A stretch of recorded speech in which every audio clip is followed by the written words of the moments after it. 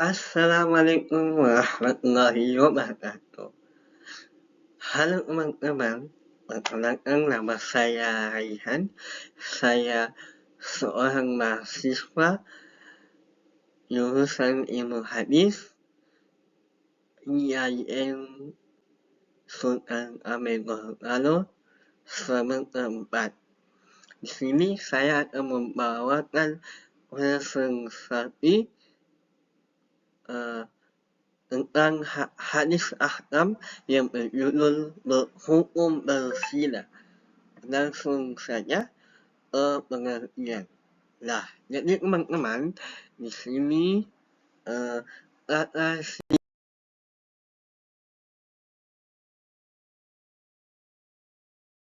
zina secara terminologi berasal dari kata zina yzni wa jinnah, di mana huruf nunnya bisa dibaca pendek dan bisa dibaca panjang, berarti berbuat nista.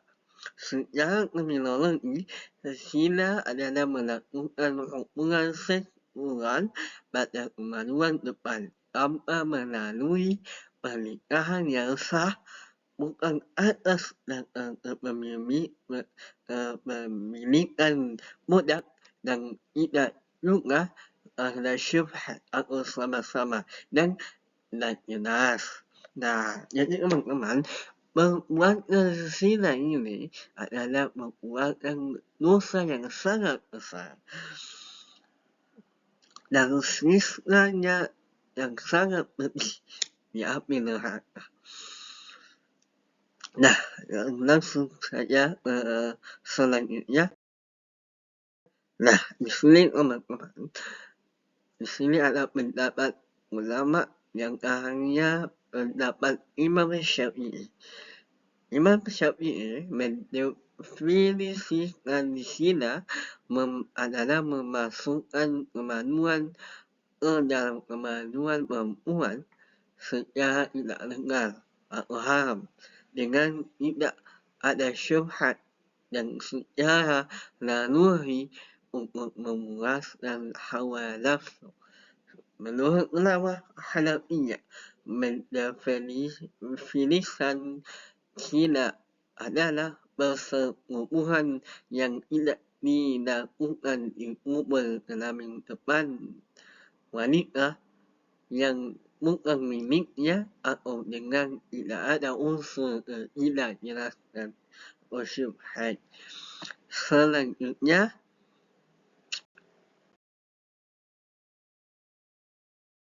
menurut Imam Syafi'i dan menurut Imam Malik dan Imam Ahmad bin Hanbal, hubungan sesama jenis misalnya homoseksual dan lesbian merupakan tindakan yang bisa dikategorikan zina walaupun dilakukan melalui tubuh. Berdasarkan Al-Quran surah Al-Ankabut ayat 28 yang berbunyi wa nuqan ila qala li qawmihi innakum laqa'una wahisata ma sabaqakum bima min ahadin minal alamin. Dan yang artinya, dan ingatlah ketika Lut berkata kepada kaumnya, kamu telah melakukan perbuatan yang sangat keji atau homoseksual yang belum pernah dilakukan seorang pun dari umat-umat sebelum kamu. Sedangkan di sini Imam Hanafi dan ulama Zahiriyah tidak memasukkan homoseksual dan lesbian dalam kategori zina, walaupun keduanya termasuk yang diharamkan dengan alasan menggauli wanita di bagian kelamin depan merupakan zina, dengan sedangkan menggauli di kelamin belakang disebut liwat. Perbedaan antara terminologinya yang lewat berimplikasi pada perbedaan maksud dan sanksi. Zina mengakibatkan nasab yang tidak jelas, berbeda dengan homoseksual yang tidak berimplikasi lahirnya anak yang nasab. Nah, langsungnya teman-teman, di sini ada beberapa macam-macam perzinahan. Yang pertama itu ada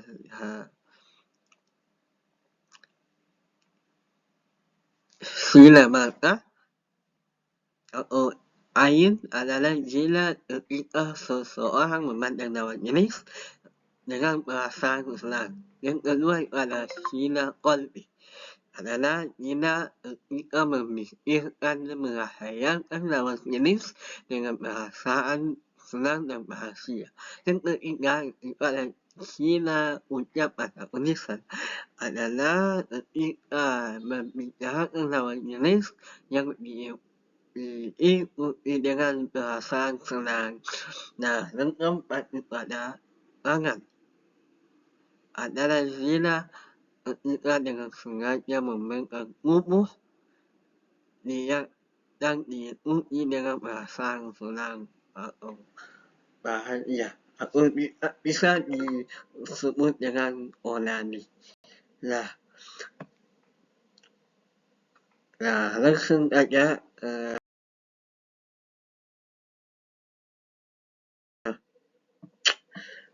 zina hakiki terbagi menjadi dua, yaitu zina muhsan, yaitu yang pelakunya berstatus suami istri, duda atau janda. Artinya pelaku adalah yang masih dalam status pernikahan. Yang kedua yaitu zina ghair muhsan, yaitu zina yang pelakunya masih berstatus berjanda atau gadis, yang artinya pelaku belum pernah menikah secara sah dan tidak sedang berada dalam ikatan pernikahan. Nah, selanjutnya teman-teman, nah di sini ada hadis-hadis tentang berzina. Di hadis pertama itu ada seorang berzina. Tidaklah berzina orang yang berzina ketika tidak berzina dalam keadaan beriman, dan tidaklah mencuri orang yang mencuri ketika dia mencuri dalam keadaan beriman. Tidaklah ia meminum khamar ketika meminumnya dan ia dalam keadaan beriman, dan taubat setelah dia. Nah, di sini masalahnya. Nah, di sini Rasulullah SAW dosa orang yang berzina itu ia berzina dalam keadaan beriman. Nah, selanjutnya mengakui berzina. Nah, di sini hadis kedua itu adalah hadis tentang mengaku berzina. Mungkin hadis selanjutnya. Nah, orang berzina tidak sempurna imannya ketika berzina. Ini tidaklah seorang berzina melakukan perzinaan sedangkan dia seorang mukmin, dan dia seorang pencuri. Sedangkan dia seorang mukmin. Di saat ini tidak ada orang yang beriman itu menzina dan tidak layak juga seorang mencuri sebagai seorang mukmin. Di sini hadis ini diriwayatkan oleh hadis riwayat oleh Imam Muslim. Nah, selanjutnya masuk ke tahapan zina dan mengsanksi. Nah, zina merupakan tindakan pidana atau kriminal yang dalamnya terdapat hak-hak manusia dan kehidupan yang berkonsekuensi dijatuhkan hukuman hudud. Berzina dapat diibaratkan seperti memakai barang yang bukan menjadi hak miliknya. Menurut Al-Zahabi dalam kitab Al-Kaba'ir, zina merupakan satu dari 10 dosa besar yang berakibat munculnya risiko dan keburukan.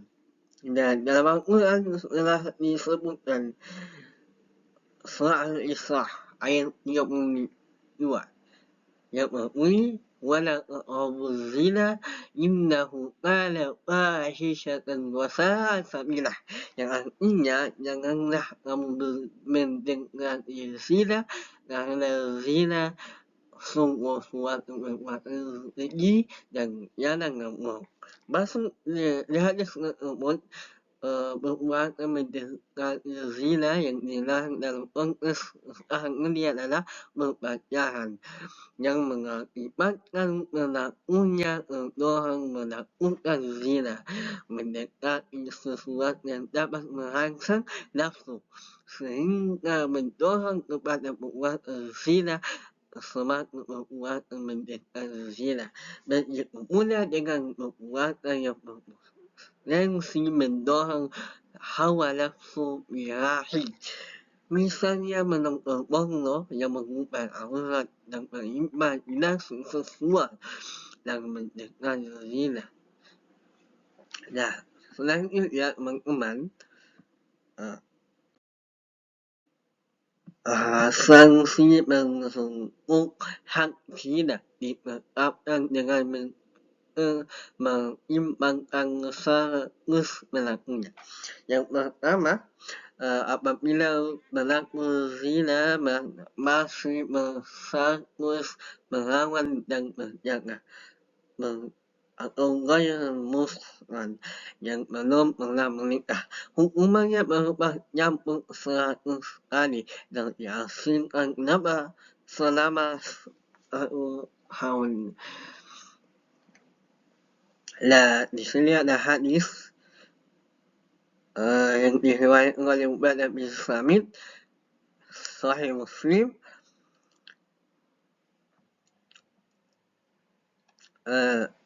Terimalah dariku Allah telah memberikan jalan daripada mereka.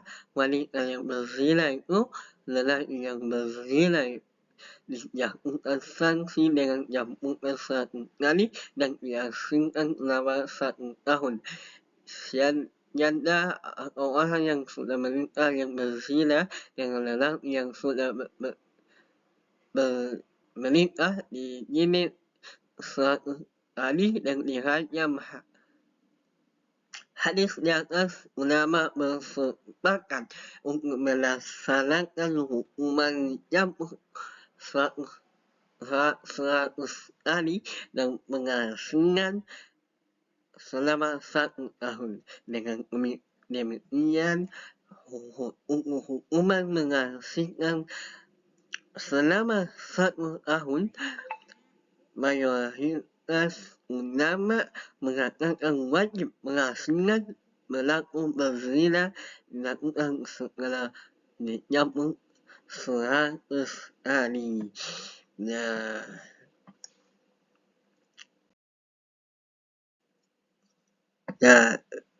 Yang kedua itu, apabila berlaku hal zina statusnya yang masih menikah, hukumannya yaitu diharam hingga mati. Sanksinya yang lebih tegas berlaku zina yang sudah menikah muhsan dengan jahat dirajam berdasarkan dari hadis sebagai berikut.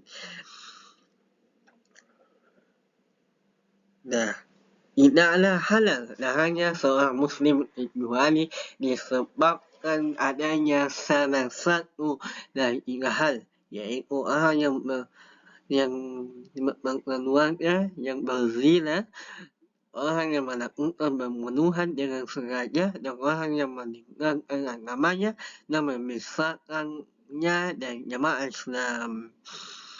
Nah, di sini juga ada hadis yang diriwayatkan oleh Ubadah bin As-Samit. Dari hadis ni atas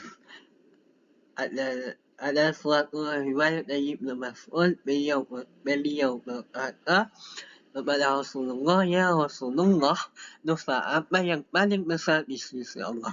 Rasulullah menjawab, orang yang menyekutukan Allah padahal Allah yang menciptakannya. Ibnu Mas'ud berkata, jika itu dosa yang paling besar, maaf dan apa lagi? Rasulullah menjawab, orang yang membunuh anaknya. Ibnu Mas'ud bertanya lagi, dan dosa apa lagi wahai Rasulullah? Rasulullah menjawab, orang yang sudah berkeluarga, yang berzina, yang menantang. Kemudian Allah menurunkan ayat Al-Quran yang membenarkan hal tersebut dalam surat Al-Quran ayat 68 sampai 70. Nah,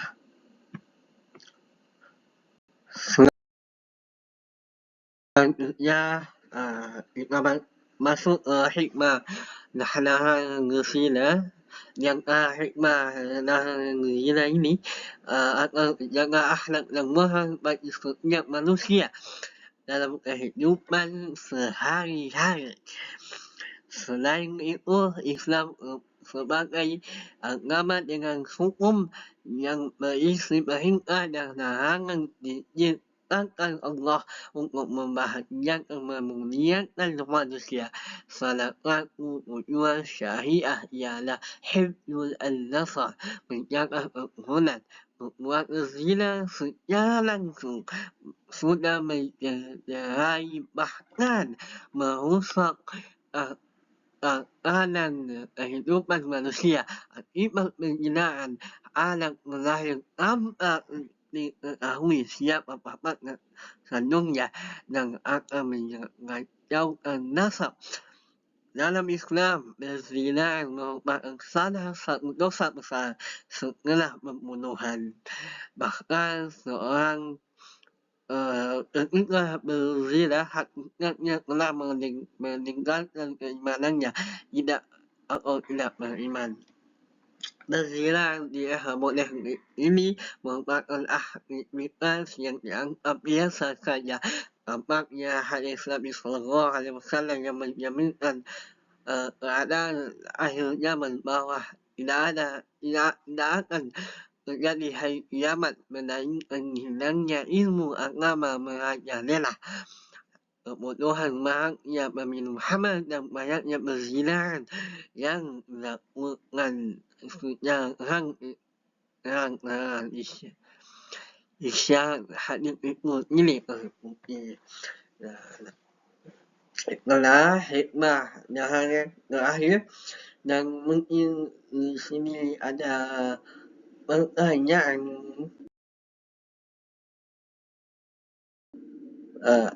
Apakah ada bacaan syar'i atau bacaan Islam? Menurut saya tentu tidak ada.